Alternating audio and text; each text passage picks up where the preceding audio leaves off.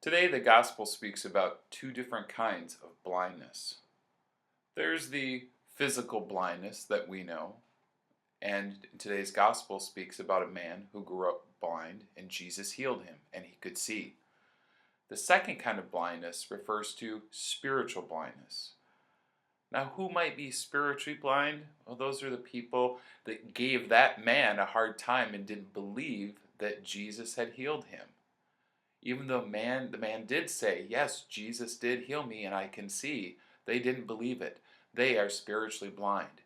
Now, had they accepted what he said and wanted to learn more about Jesus and become his followers, that would have been fine, but they missed that opportunity by simply not believing and not trusting.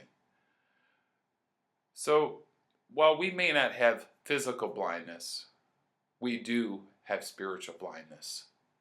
And let me give you a few examples of how we're spiritually blind. First example might be that we tend to overlook or be blind to God's wonderful works and his miracles that happen every day here for us. For example, every morning we wake to a beautiful sunrise. How does that happen? We experience its warmth. We see animals and birds and butterflies and all of the wonders of nature. How did God do that? We experience rain that greens the grass.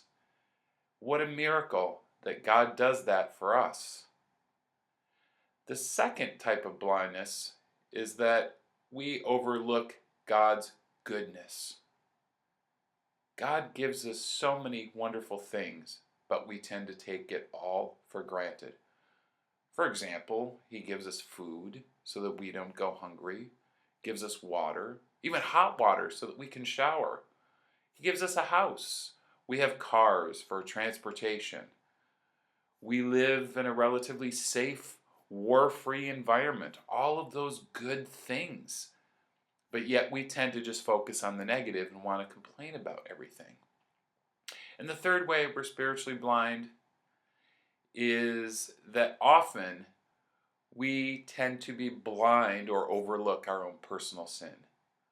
And I've even had people tell me that, oh, I don't need to go to confession because I haven't really sinned.